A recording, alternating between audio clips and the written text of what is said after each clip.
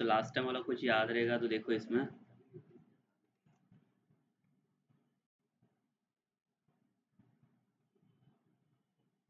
तो डायरेक्टरी पहले सिलेक्ट करते हम लोग यहाँ पे, करेक्ट ना।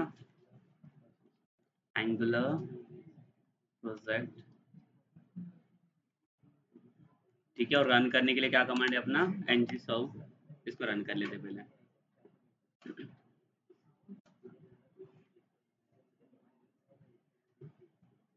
ये कुछ बनाया था ना लास्ट टाइम हम लोगों ने।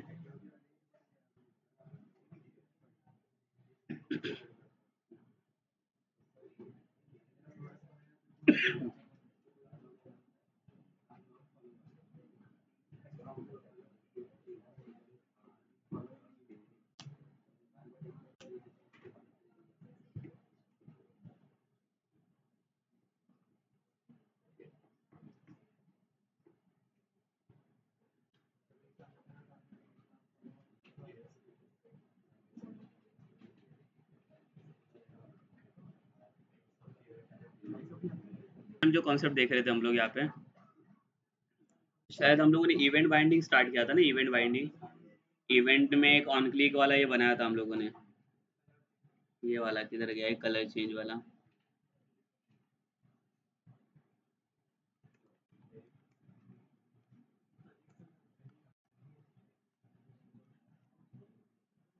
ये था ना ये इवेंट वाला, रेड ब्लैक रेड ब्लू वाला, ठीक है। ये समझा, नॉर्मल ऑन क्लिक वाला। अभी अगर हमें ऐसा कुछ करना है तो लाइक यहाँ पे हम लोग, मैं और एक बटन बना देता हूँ। ये हम लोगों ने जो टू वे वाला देखा था, टू वे में क्या हो रहा था, डायरेक्टली टेक्स्ट के अंदर जो कुछ भी कंटेंट हो डायरेक्टली यहाँ पे रिफ्लेक्ट होता है ना टू वे में। तो टू वे डेटा बाइंडिंग के लिए क्या यूज़ किया था हम लोगों ने, एनजी मॉडल ना। एनजी मॉडल के थ्रू किया था हम लोगों ने इसे। तो टू वे रिफ्लेक्ट हो रहा था। अभी मुझे क्या चाहिए देखो, लाइक यहाँ पे मैं टेक्स्ट एंटर करूँगा और टेक्स्ट एंटर करने के बाद जैसे मैं सबमिट के ऊपर क्लिक करूँ तो यहाँ पे मुझे वो टेक्स्ट दिखना चाहिए। उसके लिए क्या करना पड़ेगा बताओ। ऑन क्लिक वाला ही है ना, उसमें आगे दूसरा कुछ करना नहीं है।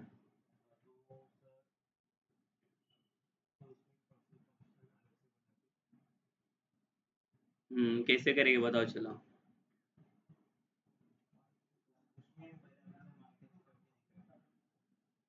उसका टेक्स्ट कैसे पास करोगे आप यहाँ पे, ये तो बना दोगे, इंटरफेस बनाने के लिए कोई इश्यू नहीं है। क्या आएगा इंटरफेस के लिए, ठीक है इधर ब्रेक टैग डाल देता हूँ। एक टेक्स्ट बॉक्स चाहिए ना, ठीक है। सबको शॉर्टकट्स पता है ना अभी इसके, कैसे क्या यूज़ करना है। तो पूरा एचटीएमएल के लिए ये ब्रैकेट विकेट बनाने मत बैठो। सिंपल जो चाहिए उसका टैग का नाम लिखो और एंटर कर लो इसे। सेम एक बटन चाहिए मुझे, सबमिट। और यहाँ पे इवेंट क्लिकिंग में कौन सा यूज़ किया था हम लोगों ने, क्लिक इवेंट ना। और इवेंट बाइंडिंग किसमें करते हम लोग, पैरेंथेसिस ब्रैकेट में। स्क्वायर ब्रैकेट किसके लिए था, कौन सा, नहीं, प्रॉपर्टी ना। प्रॉपर्टी बाइंडिंग में, जिसमें स्टाइल बाइंडिंग के लिए यूज़ किया था हम लोगों ने, स्टाइल और क्लास बाइंडिंग के लिए, बराबर ना। इसके लिए टू वे बाइंडिंग के लिए क्या था, स्क्वायर ब्रैकेट एंड पैरेंथेसिस ना, दोनों भी आते थे उसमें ब्रैकेट्स। ठीक है। तो यहाँ पे क्लिक पे देखो कौन सा फंक्शन बनाएंगे हम लोग, शो फंक्शन करके बना देता हूँ, ठीक है। तो ये वाला फंक्शन बनेगा और ये फंक्शन कहाँ पे जाएगा आपका, टीएस पे।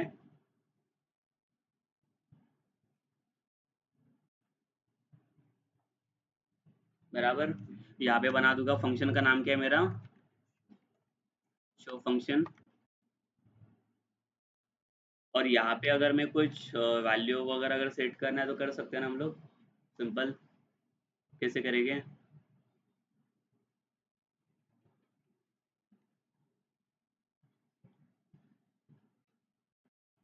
इसके अंदर कुछ वैल्यू अगर सेट करना रहेगा, या तो मैं अगर सिंपल पहले क्या कर लेता हूँ, ये पता है ना सबको, कंसोल डॉट लॉग किसके लिए आता है काम है, हाँ, कंसोल पे प्रिंट करने के लिए ना। तो कंसोल पे डेटा चला जाएगा, दिस इज कंसोल। ये टेस्ट करके देख लेंगे हम लोग इसको पहले, कंसोल वाला पार्ट।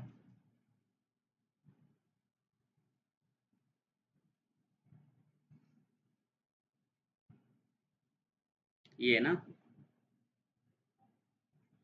इसको इंस्पेक्ट कर लेता हूँ। किसके अंदर आएगा ये, कंसोल के अंदर ना, कंसोल में, और यहाँ पे ये वाला बराबर। अब इससे कुछ फर्क पड़ने वाला है टेक्स्ट बॉक्स से? कुछ नहीं है ना, सिर्फ सबमिट पे हम लोगों ने इवेंट दे के रखा है, तो सबमिट पे क्लिक करूंगा तो यहाँ पे आ जाएगा दिस इज कंसोल करके, करेक्ट। बट हमें क्या चाहिए अभी, देखो ये वाला जो टेक्स्ट आ रहा है सबमिट के ऊपर, वो कहाँ पे, यहाँ पे आ रहा है ना। मुझे अगर वही सेम वेब पेज पे चाहिए तो यही टेक्स्ट चाहिए, बट वो मुझे यहाँ पे सेम वेब पेज पे चाहिए। अरे बट इनर विनर कहाँ पे यूज करोगे इधर?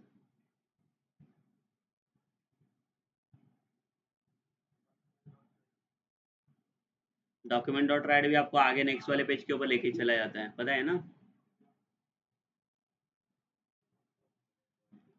ऐसे कुछ कर सकता हूँ, देखो अगर यहाँ पे मैंने क्या किया, उसके ऊपर एक प्रॉपर्टी लिया। प्रॉपर्टी मतलब कोई भी एक वेरिएबल, जैसे कि लाइक एस टी आर करके लिया, स्ट्रिंग इज इक्वल्स टू, और इसको मैंने क्या रखा, एम्प्टी रखा। ठीक है, इसको मैं कमेंट कर लेता हूँ। फंक्शन के अंदर प्रॉपर्टी को कैसे एक्सेस करते हैं हम लोग, यूजिंग दिस ना, दिस के हेल्प से जाते हैं हम लोग। तो यहाँ पे क्या आएगा, this dot S T R ना, और इसके अंदर मैंने क्या सेट किया,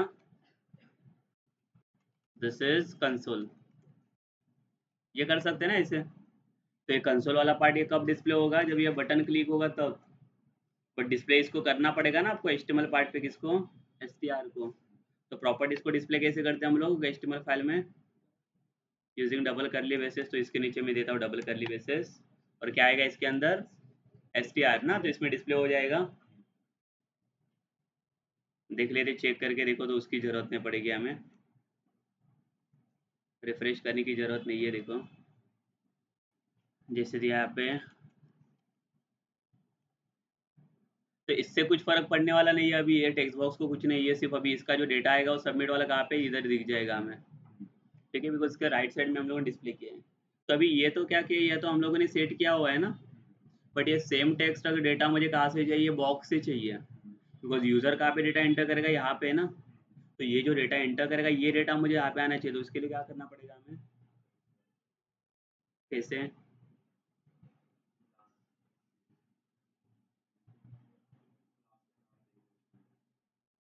तो उसके लिए देखो, एक हमें ये मिलेगा फंक्शनलिटी, उसको हम लोग बोलते हैं टेम्पलेट रेफरेंस वेरिएबल। ठीक है, अगर रेफरेंस पास करना है, रेफरेंस मतलब क्या है कि टेक्स्ट बॉक्स के अंदर से आ रहा है, बट कौन से टेक्स्ट बॉक्स से डेटा आ रहा है वो कैसे फाइंड आउट करेंगे। तो उसके लिए आपको किसकी हेल्प लेनी पड़ेगी, टेम्पलेट रेफरेंस वेरिएबल की हेल्प लेनी पड़ेगी यहाँ पे। ठीक है, बट इसके पहले ये टॉपिक के पहले हमें और एक टॉपिक करना पड़ेगा यहाँ पे। ठीक है, देखो ये सेम फंक्शंस के अंदर हम लोग क्या कर लेते हैं, अभी मैं पैरामीटर पास करके दिखा देता हूँ। ये ऐसे फंक्शन पास किया ना हम लोगों ने,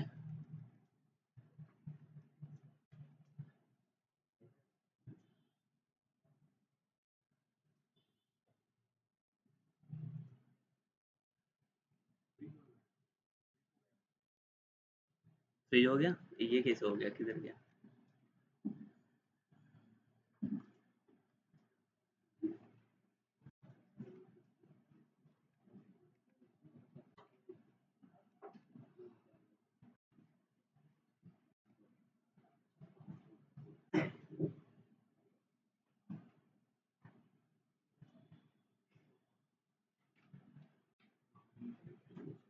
ठीक है, अभी ठीक है।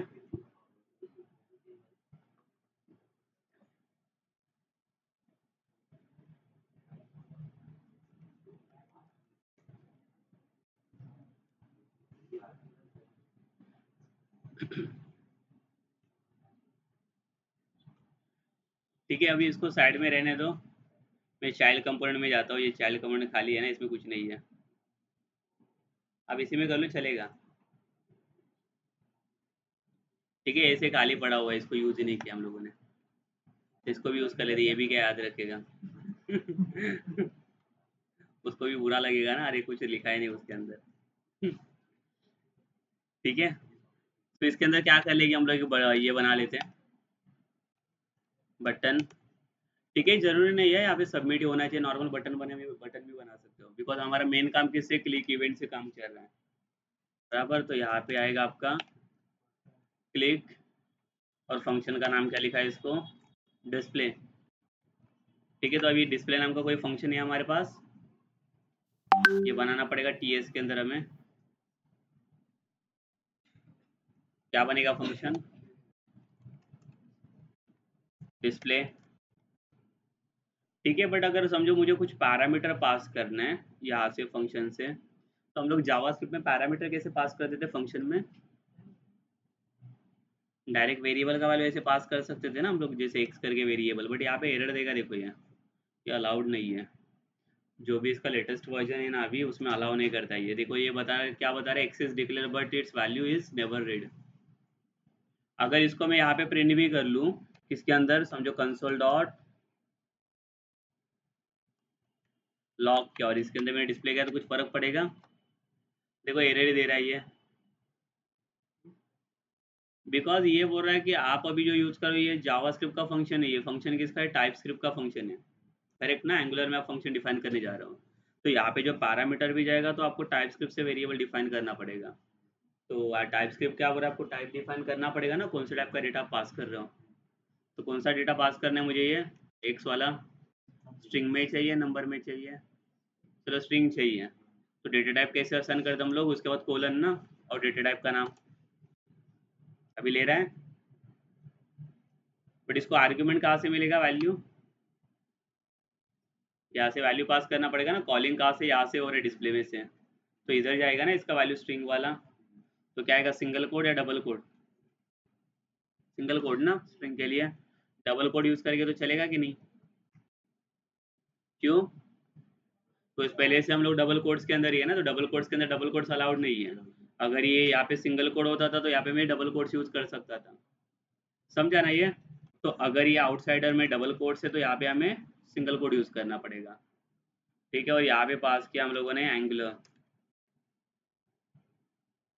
होगा वैल्यू पास, तो वैल्यू कहाँ पे जाना चाहिए, यहाँ पे पैरामीटर में ना, और इसका वैल्यू यहाँ पे लॉग में आपको डिस्प्ले करके देना चाहिए,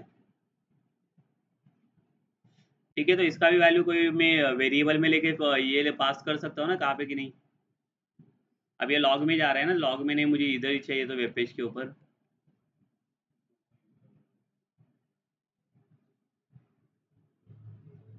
क्या यूज करना पड़ेगा,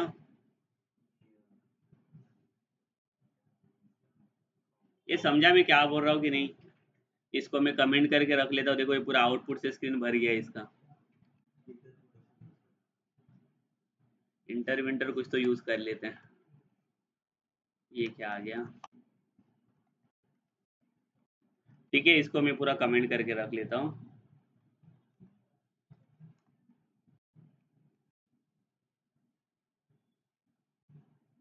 ठीक है, खाली हो गया स्क्रीन। तो कहाँ पे आएगा वो, सबमिट पे ना, राइट क्लिक करता हूँ, देखो यहाँ पे इंस्पेक्ट में,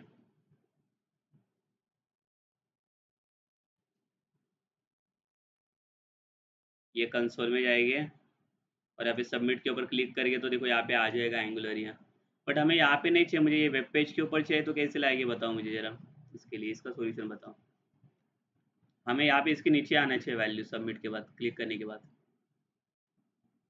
कैसे लेके आएगी इसको वैल्यू को,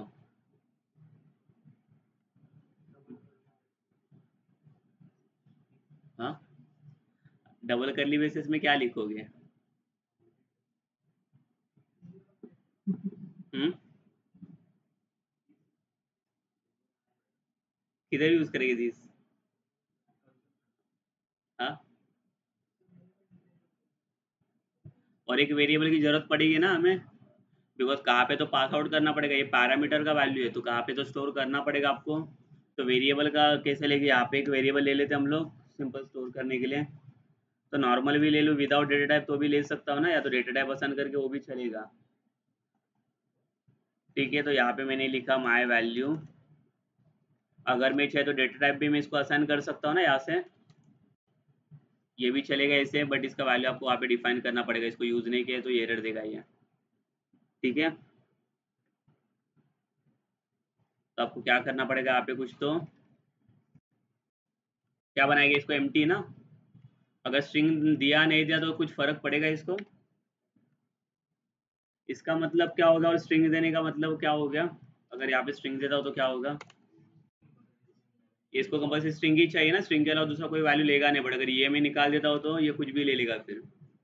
तो कौन सा रख लेते हैं हम लोग, टाइप स्क्रिप्ट वाइज जाते हैं या जावा स्क्रिप्ट वाइज जाएंगे, टाइप स्क्रिप्ट वाइज चलते हैं, ठीक है। तो कुछ रेस्ट्रिक्शन रहेगा ना इसमें, स्ट्रिंग ही है ना, तो स्ट्रिंग का वाली स्ट्रिंग में ही चला जाएगा।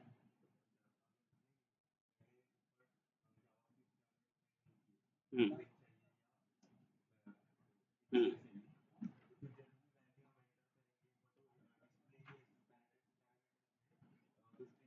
स्ट्रिंग ही दिए हैं तो उसी पे चलेगा।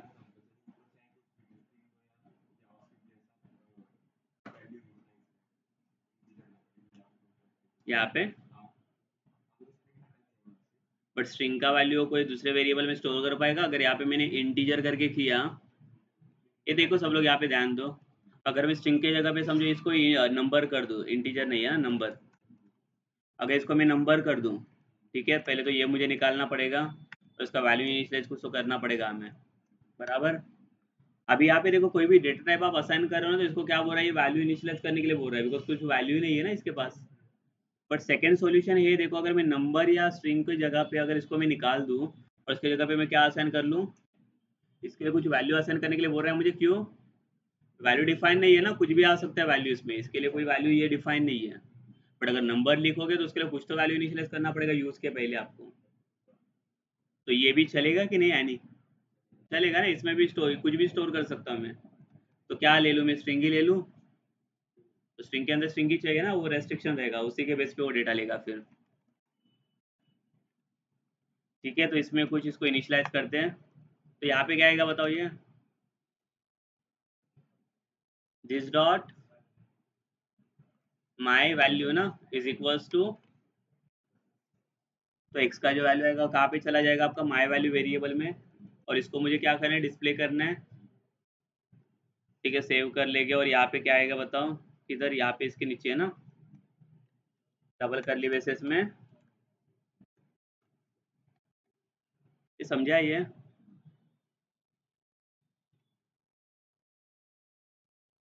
ठीक है, सबमिट के ऊपर क्लिक किया, ये समझा, देखो इवेंट्स के बेसिस पे कुछ भी कर सकते हैं हम लोग यहाँ पे, ठीक है। बट ये भी फिर से वही हो गया ना, सेम जो डेटा मैंने क्या किया, डायरेक्टली आर्ग्यूमेंट में सेट करके रखा है, बट ये सेम जो आर्ग्यूमेंट यहाँ से जा रहे हैं, ये आर्ग्यूमेंट मुझे क्या करना है, यूजर डिफाइन रखना है, तो टेक्स्ट बॉक्स चाहिए रहेगा यहाँ पे। चलो ऊपर एक इनपुट बॉक्स पास किया टेक्स्ट, इसको कैसे पता चलेगा कि ये का इसका डेटा जा रहा है करके, यहाँ पे ये नहीं जाएगा ना अभी, एंगुलर नहीं चाहिए, इसके जगह पे वैल्यू में यूजर इनपुट लेने जा रहा हूँ, इसका वैल्यू कहाँ से आएगा, ये टेक्स्ट बॉक्स से आना चाहिए यहाँ पे वैल्यू, करेक्ट ना। बट कैसे जाएगा, कैसे पास होगा ये,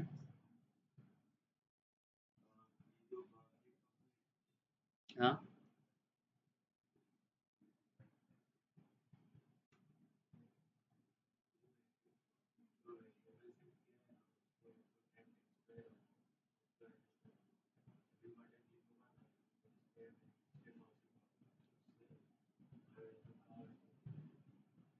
इसका कैसे वैल्यू मिलेगा,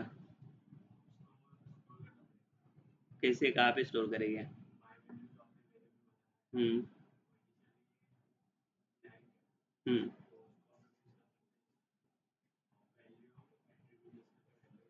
इसका वैल्यू एट्रीब्यूट, मैंने हमें इसका वैल्यू चाहिए ना, इसको डिफाइन कैसे करेंगे, गेट एलिमेंट वगैरह करके, कुछ जावास्क्रिप्ट में नहीं जाना है ना मुझे हम लोग टाइप स्क्रिप्ट का फंक्शनलिटी दे रहे हैं।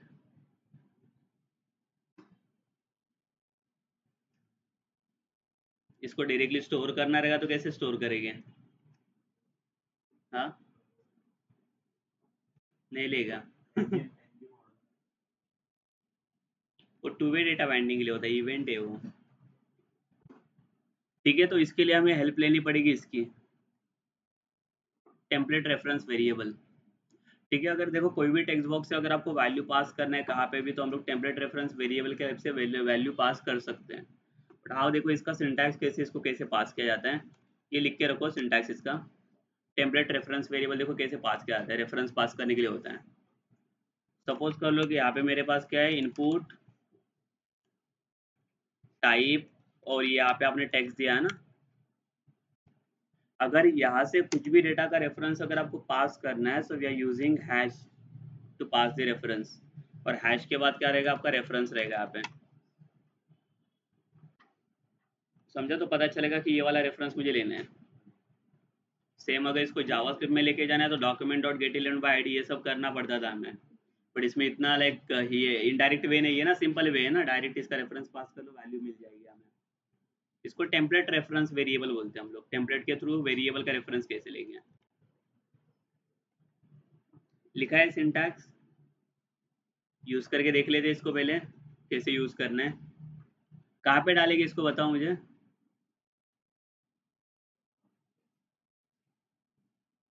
इसके अंदर पहले रेफरेंस पास करना पड़ेगा ना हमें। ये पीछे दिख रहा है ना बराबर, कि मैं स्क्रीन को जूम कर लो, और दिख रहा है बराबर ये साइड में, कि जूम कर लो, और जूम कर दो तो बाहर आ जाएगा ये।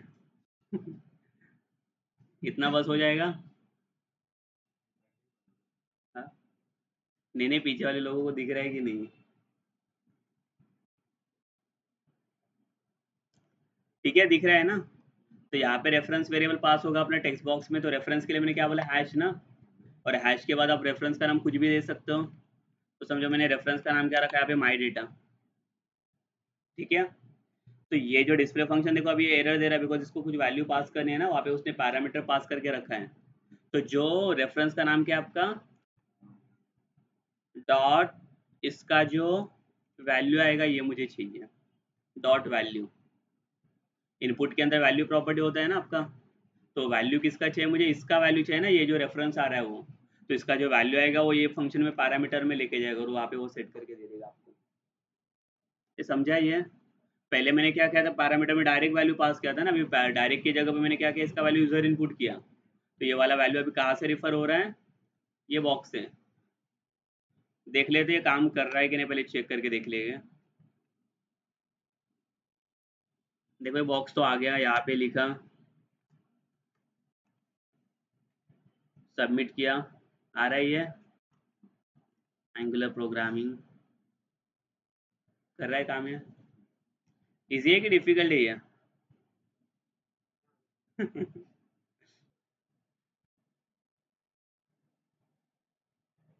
ठीक है, तो यहाँ पे आएगा आपका वो जो कंडीशनल पार्ट जो रहेगा, वो सब कंडीशन भी यहाँ पे ही रहेगा और स्टेटमेंट भी यहाँ पे ही रहेगा। तो अगर देखो लाइक इसको अगर आपको इफ एल्स में डिवाइड करना है, तो लाइक इसको मैं दो सिंटैक्स में लिख के रखता हूँ। So here you can apply condition also, और एल्स।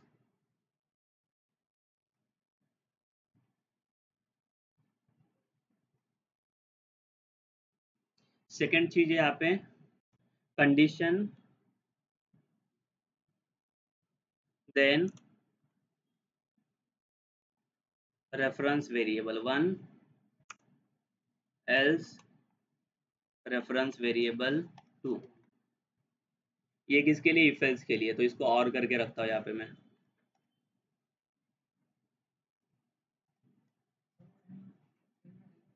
कौन सा? नहीं नहीं, एन स्मॉल है, में देखो इधर लिखा है मैंने सिंटैक्स में। ठीक है, वो डेफिनेशन के लिए मैंने एन कैपिटल लिखा है वहाँ पे। मैंने सिंटैक्स इसका ये देखो, स्टार के साथ है, इसको स्टार को बाहर मत छोड़ोगे इधर से।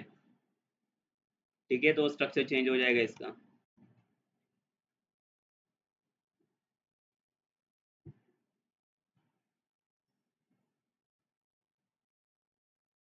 ठीक है, तो पहला वाला सिंटैक्स किसके लिए काम आएगा, फर्स्ट वाला, इसी में इफ के लिए काम करेगा ना, इफ वाला, तो उसको कंडीशन सेटिस्फाई होगा तभी वो वर्क करेगा। और ये इफ एल्स वाला है, तो यहाँ पे कंडीशन पास करो, अगर ये हुआ एग्जीक्यूट तो देन कीवर्ड है, और यहाँ पे रेफरेंस वेरिएबल आपको पास करना पड़ेगा। नहीं, रेफरेंस वेरिएबल वो दिखाता तो कैसे पास करना है इसमें। इसमें देखो अगर रेफरेंस वेरिएबल आपको पास करना है, सो बेसिकली इट यूजेस ये वाला टैग देखो यहाँ पे, ng टेम्पलेट, रेफरेंस पास करने के लिए, अगर इफ एल्स में आपको अगर रेफरेंसेस पास करने हैं तो। अदरवाइज अगर इसकी जरूरत नहीं चाहिए तो आप क्या करो, सिर्फ इफ के ऊपर ही काम कर लो। अगर आपको इफ एल्स चाहिए तो आपको इसकी जरूरत पड़ेगी फिर एनजी टेम्पलेट की। और यहाँ पे आपका रेफरेंस रेफरेंस कैसे पास किया था अभी हम लोगों ने, यूजिंग हैश ना, सेम आपका ये सेम ही रहेगा, ये रेफरेंस वेरिएबल। तो इसके अंदर जो काम लिखोगे, मतलब इसके अंदर का जो एग्जीक्यूशन पार्ट रहेगा, ये किसके लिए काम करेगा आपका, ये किस इसके लिए या इसके लिए, मतलब कि किसके लिए काम कर रहे हो। तो पहले हम लोग इसको अप्लाई करके देख लेते हैं, ये बेसिक वाला सिंपल लाइफ, ये समझ रहे हैं सिंटैक्स। ठीक है, इम्प्लीमेंट करके देख लेते तो समझेगा वो। और 2 सेकेंड्स ले लो, पटाट लिखो। ठीक है, अच्छे से समझ के लिखो इसको, नहीं तो ये कुछ नहीं समझेगा।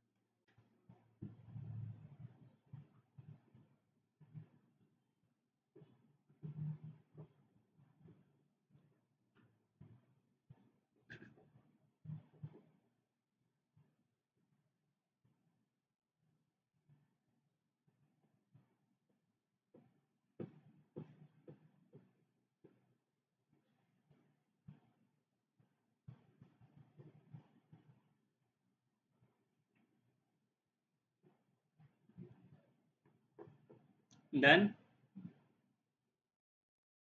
चलो अप्लाई करके देख लेते हैं हम लोग इससे।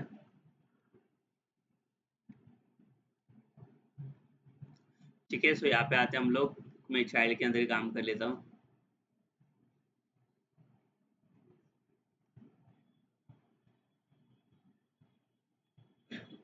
सो देखो यहाँ पे ध्यान दो सब लोग, मैं क्या कर लेता हूँ, यहाँ पे एक H1 टैग पास कर लेता हूँ और इसमें लिखा है आई एम देयर। ठीक है, ये करके स्टेटमेंट मैंने पास किया है। सेव करता हूँ यहाँ पे इसे, आ गया ये। बट अगर मुझे ये क्या करना है अभी, इसे कंडीशन बेस पे रखना है, तो कि अगर मेरा कंडीशन सेटिस्फाई हो गया तो ही मुझे दिखना चाहिए, अगर सेटिस्फाई नहीं हो रहा है तो ये मुझे नहीं दिखना चाहिए। तो मैंने क्या बोला, जो एलिमेंट है वो एलिमेंट को या तो आप ऐड भी कर सकते हो या तो रिमूव भी कर सकते हो यहाँ से, इसकी हेल्प से, बराबर ना, कंडीशन स्टेटमेंट की हेल्प से। बट कैसे करेंगे, देखो यहाँ पे मैंने स्टेटमेंट ये तो पास किया, बट आपका ईफ कहाँ पे लगेगा, मैंने बोला यहाँ पे इसके अंदर ना, एलिमेंट के अंदर, ये एलिमेंट हो गया आपका H1। तो इसके अंदर आओगे और यहाँ पे क्या अप्लाई करोगे, एनजीएफ का क्या सिंटैक्स है, एनजी इफ का आई कैपिटल है, देखो यहाँ पे आ गया। और यहाँ पे कंडीशन चाहिए, तो कंडीशन के लिए आपका कंडीशन का जो वैल्यू रहेगा वो किस में जाएगा, आपका ट्रू या तो फॉल्स में रहेगा ना, बुलियन वैल्यू रहेगा इसमें। तो हम लोग आते हैं टीएस फाइल में,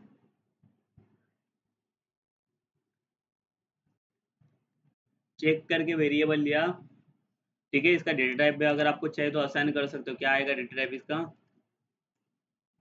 करना है तो कर सकते हो, नहीं किया तो भी चलेगा ना, डायरेक्टली भी आप वैल्यू असाइन कर सकते हो, क्या बेटर रहेगा, करना है कि नहीं करना है, कर लेते अभी, ये भी याद रखेगा तो। ठीक है, इसको क्या रखा मैंने अभी, ट्रू। तो वेरिएबल कौन सा बना है अपना, चेक वाला ना, चेक वेरिएबल कहाँ पे रखना पड़ेगा इसे हमें, इसके अंदर ना, बराबर। ये फर्स्ट वाला आपका जो सिंटैक्स था, तो इसका आंसर आना चाहिए, ये शो होना चाहिए कि नहीं होना चाहिए, होना चाहिए ना शो। देखो इसको सेव कर लेता हूँ, कर रहा है शो। और सेम अगर मैं यहाँ पे टीएस में जाके इसको अगर फॉल्स करूँ तो होगा शो।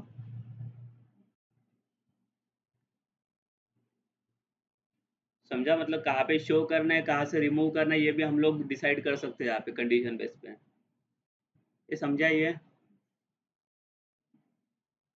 देखो बुलियन की हेल्प से, तो बुलियन भी बहुत ज़्यादा काम आता है। जावास्क्रिप्ट में आई थिंक आपने ज़्यादा यूज़ किया नहीं बुलियन को, बराबर ना। यहाँ पे बहुत ज़्यादा काम है इसका।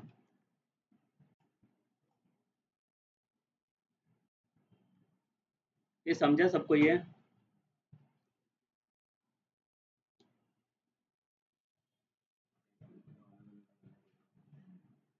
हम्म। तो अगर समझो आता हूँ मैं यहाँ पे फिर से और एक h1 टैग लिया, ठीक है, और इसके अंदर मैंने लिखा, या तो इसके जगह पे हम लोग क्या करेंगे, सिंपल चलेगा, ये भी चलेगा, कोई इशू नहीं। ठीक है, तो इसमें मैं कुछ दे नहीं रहा हूँ अभी, यहाँ पे सिर्फ कंडीशन देता हूँ। कौन सा, एन जी इफ, मैंने क्या डाला, चेक ना कंडीशन, अगर चेक है देन इसको लिखता हूँ मैं रेफरेंस वन। यही था ना सिंटैक्स आपका।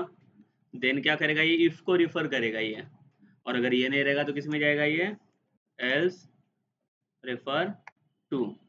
बट हमारे पास ये दोनों भी रेफरेंसेस नहीं है। अब इसके तो मैं बताने जा रहा हूँ, बट इसको रेफरेंसेस पास करने के लिए अगर आप ट्राई करोगे using heading tags like H2 H3 वगैरह कोई टैग के थ्रू, तो वहाँ पे ऐसे भी हो सकता है वो पॉसिबल नहीं भी होगा, बिकॉज उसका वैल्यू वहाँ पे रिफर नहीं कर पाओगे आप।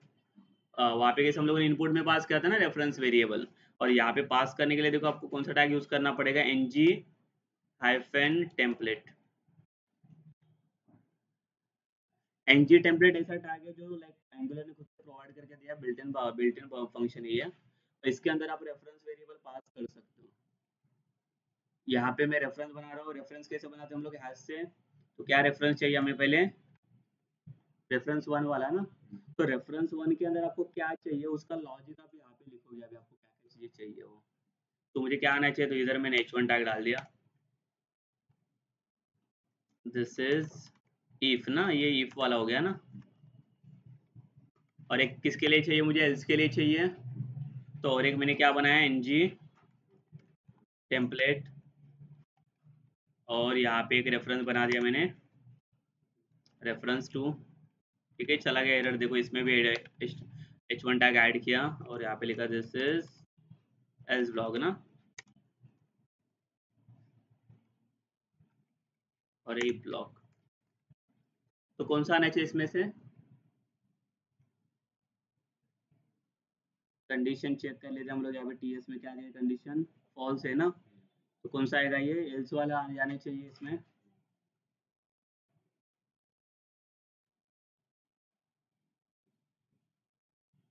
आ गया, दिस इज एल्स ब्लॉक। और अगर ये कंडीशन को मैं ट्रू कर दूं तो फिर इफ में चला जाएगा ये।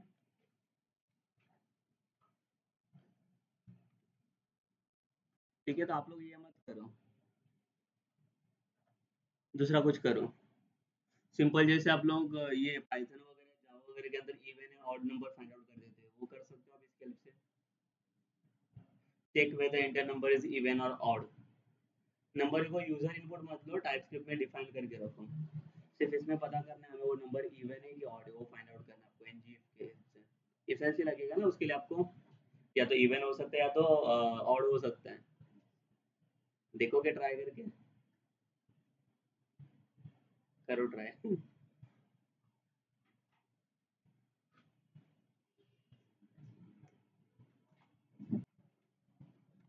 ठीक है, हमें क्या चाहिए, इवन ऑड चाहिए ना, तो चलो इसको मैं क्या बना देता हूँ, this is my even number, and ये रहेगा मेरा, this is my odd number. हो गया। ठीक है, बट अब मैं किसके लिए चेक करना पड़ेगा, ये कंडीशन के लिए, मेन आपका कंडीशन है ये वाला। ठीक है, सो यहाँ पे आता हूँ मैं टीएस फाइल में, इंस्टेड ऑफ बुलियन हम लोग क्या करेंगे यहाँ पे, ये निकालना पड़ेगा और इसमें समझो कोई नंबर पास किया, कौन सा 45 या 445 जो कोई भी, तो इवन है कि ऑड है ये चेक है ना, यहाँ पे वैल्यू आ रहा है आपका। क्या आपका ये फॉर्मूला क्या आता था इसमें, नॉर्मल जावा पाइथन किसमें ये क्या आता था ना, क्या आता था मॉड्यूलस 2 ना, तो इसका रिमाइंडर कितना आना चाहिए 0, तो सेम चेक मॉड्यूलस 2 अगर इसका रिमाइंडर इक्वल टू 0 है, हो गया। अरे ये कंडीशन ही है ना, तो कंडीशन चेंज कर सकते हो, कंडीशन ही है वो। कुछ भी लगाओ, अभी मैंने बोला ना जावा से पूरा अलाउड है यहाँ पे। देखो आ रहे कि नहीं आते, आ गया ना, ऑड नंबर है। ये तो थोड़ा ही सोचना था उसके लिए, बहुत ज्यादा सोच लिया।